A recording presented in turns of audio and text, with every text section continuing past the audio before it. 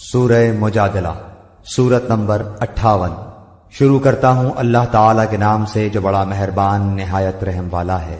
یقیناً اللہ تعالیٰ نے اس عورت کی بات سنی جو تجھ سے اپنے شوہر کے بارے میں تکرار کر رہی تھی اور اللہ کے آگے شکایت کر رہی تھی۔ اللہ تعالیٰ تم دونوں کے سوال و جواب سن رہا تھا۔ بے شک اللہ تعالیٰ سننے دیکھنے والا ہے۔ تم میں سے جو لوگ اپنی بیویوں سے زہار کرتے ہیں یعنی انہیں ماں کہہ بیٹھتے ہیں، وہ دراصل ان کی مائیں نہیں بن جاتی، ان کی مائیں تو وہی ہیں جن کے بطن سے وہ پیدا ہوئے۔ یقیناً یہ لوگ ایک نامعقول اور جھوٹی بات کہتے ہیں۔ بے شک اللہ تعالیٰ معاف کرنے والا اور بخشنے والا ہے۔ جو لوگ اپنی بیویوں سے زہار کریں پھر اپنی کہی ہوئی بات سے رجوع کر لیں تو ان کے ذمے آپس میں ایک دوسرے کو ہاتھ لگانے سے پہلے ایک غلام آزاد کرنا ہے۔ اس کے ذریعے تم نصیحت کیے جاتے ہو اور اللہ تعالیٰ تمہارے اعمال سے باخبر ہے۔ ہاں، جو شخص نہ پائے اس کے ذمے 2 مہینوں کے لگاتار روزے ہیں اس سے پہلے کہ ایک دوسرے کو ہاتھ لگائیں، اور جس شخص کو یہ طاقت بھی نہ ہو اس پر 60 مسکینوں کا کھانا کھلانا ہے۔ یہ اس لیے کہ تم اللہ کی اور اس کے رسول کی حکم برداری کرو۔ یہ اللہ تعالیٰ کی مقرر کردہ حدیں ہیں اور کفار ہی کے لیے دردناک عذاب ہے۔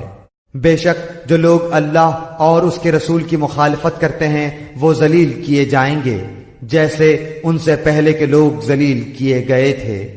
اور بے شک ہم واضح آیتیں اتار چکے ہیں، اور کافروں کے لیے تو ذلت والا عذاب ہے۔ جس دن اللہ تعالیٰ ان سب کو اٹھائے گا پھر انہیں ان کے کیے ہوئے عمل سے آگاہ کرے گا جسے اللہ نے شمار رکھا ہے اور جسے یہ بھول گئے تھے، اور اللہ تعالیٰ ہر چیز سے واقف ہے۔ کیا تو نے نہیں دیکھا کہ اللہ آسمانوں کی اور زمین کی ہر چیز سے واقف ہے؟ 3 آدمیوں کی سرگوشی نہیں ہوتی مگر اللہ ان کا چوتھا ہوتا ہے، اور نہ 5 کی مگر ان کا چھٹا وہ ہوتا ہے، اور نہ اس سے کم کی اور نہ زیادہ کی مگر وہ 7 ہی ہوتا ہے، جہاں بھی وہ ہوں۔ پھر قیامت کے دن انہیں ان کے اعمال سے آگاہ کرے گا۔ بے شک اللہ تعالیٰ ہر چیز سے واقف ہے۔ کیا تو نے ان لوگوں کو نہیں دیکھا جنہیں کانا پھوسی سے روک دیا گیا تھا، وہ پھر بھی اس سے روکے ہوئے کام کو دوبارہ کرتے ہیں، اور آپس میں گناہ کی اور ظلم و زیادتی کی اور نافرمانی پیغمبر کی سرگوشیاں کرتے ہیں، اور جب تیرے پاس آتے ہیں تو تجھے ان لفظوں میں سلام کرتے ہیں جن لفظوں میں اللہ تعالیٰ نے نہیں کہا، اور اپنے دل میں کہتے ہیں کہ اللہ تعالیٰ ہمیں اس پر جو ہم کہتے ہیں سزا کیوں نہیں دیتا۔ ان کے لیے جہنم کافی سزا ہے جس میں یہ جائیں گے، سو وہ برا ٹھکانہ ہے۔ اے ایمان والو، تم جب سرگوشی کرو تو یہ سرگوشیاں گناہ اور ظلم، زیادتی اور نافرمانی پیغمبر کی نہ ہوں، بلکہ نیکی اور پرہیزگاری کی باتوں پر سرگوشی کرو، اور اس اللہ سے ڈرتے رہو جس کے پاس تم سب جمع کیے جاؤ گے۔ بری سرگوشیاں پس شیطانی کام ہے جس سے ایمانداروں کو رنج پہنچے، گو اللہ تعالیٰ کی اجازت کے بغیر وہ انہیں کوئی نقصان نہیں پہنچا سکتا۔ اور ایمان والوں کو چاہیے کہ اللہ ہی پر بھروسہ رکھیں۔ اے مسلمانوں، جب تم سے کہا جائے کہ مجلسوں میں ذرا کشادگی پیدا کرو تو تم جگہ کشادہ کرو، اللہ تمہیں کشادگی دے گا، اور جب کہا جائے کہ اٹھ کھڑے ہو جاؤ تو تم اٹھ کھڑے ہو جاؤ، اللہ تعالیٰ تم میں سے ان لوگوں کے جو ایمان لائے ہیں اور جو علم دیے گئے ہیں درجے بلند کر دے گا، اور اللہ تعالیٰ ہر اس کام سے جو تم کر رہے ہو خوب خبردار ہے۔ اے مسلمانوں، جب تم رسول صلی اللہ علیہ وسلم سے سرگوشی کرنا چاہو تو اپنی سرگوشی سے پہلے کچھ صدقہ دے دیا کرو، یہ تمہارے حق میں بہتر اور پاکیزہ تر ہے۔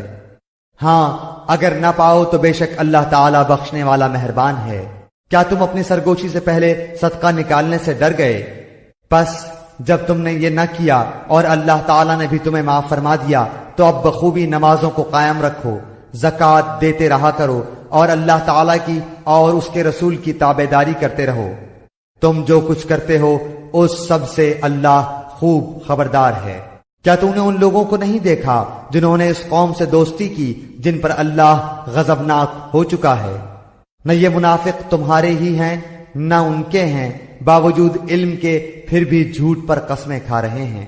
اللہ تعالیٰ نے ان کے لیے سخت عذاب تیار کر رکھا ہے۔ تحقیق جو کچھ یہ کر رہے ہیں برا کر رہے ہیں۔ ان لوگوں نے تو اپنی قسموں کو ڈھال بنا رکھا ہے اور لوگوں کو اللہ کی راہ سے روکتے ہیں۔ ان کے لیے رسوا کرنے والا عذاب ہے۔ ان کے مال اور ان کی اولاد اللہ کے ہاں کچھ کام نہ آئیں گی۔ یہ تو جہنمی ہیں، ہمیشہ ہی اس میں رہیں گے۔ جس دن اللہ تعالیٰ ان سب کو اٹھا کھڑا کرے گا تو یہ جس طرح تمہارے سامنے قسمیں کھاتے ہیں اللہ تعالیٰ کے سامنے بھی قسمیں کھانے لگیں گے اور سمجھیں گے کہ وہ بھی کسی دلیل پر ہیں۔ یقین مانو کہ بے شک وہی جھوٹے ہیں۔ ان پر شیطان نے غلبہ حاصل کر لیا ہے اور انہیں اللہ کا ذکر بھلا دیا ہے۔ یہ شیطانی لشکر ہے، کوئی شک نہیں کہ شیطانی لشکر ہی خسارے والا ہے۔ بے شک اللہ تعالیٰ کی اور اس کے رسول کی جو لوگ مخالفت کرتے ہیں وہی لوگ سب سے زیادہ ذلیلوں میں ہیں۔ اللہ تعالیٰ لکھ چکا ہے کہ بے شک میں اور میرے پیغمبر غالب رہیں گے۔ یقیناً اللہ تعالیٰ زور آور اور غالب ہے۔ اللہ تعالیٰ پر اور قیامت کے دن پر ایمان رکھنے والوں کو آپ اللہ اور اس کے رسول کی مخالفت کرنے والوں سے محبت رکھتے ہوئے ہرگز نہ پائیں گے، گو وہ ان کے باپ یا ان کے بیٹے یا ان کے بھائی یا ان کے کنبے قبیلے کے عزیز ہی کیوں نہ ہوں۔ یہی لوگ ہیں جن کے دلوں میں اللہ تعالیٰ نے ایمان کو لکھ دیا ہے اور جن کی تائید اپنی روح سے کی ہے، اور جنہیں ان جنتوں میں داخل کرے گا جن کے نیچے نہریں بہہ رہی ہیں، جہاں یہ ہمیشہ رہیں گے۔ اللہ ان سے راضی ہے اور یہ اللہ سے خوش ہیں۔ یہ خدائی لشکر ہے۔ آگاہ رہو، بے شک اللہ کے گروہ والے ہی کامیاب لوگ ہیں۔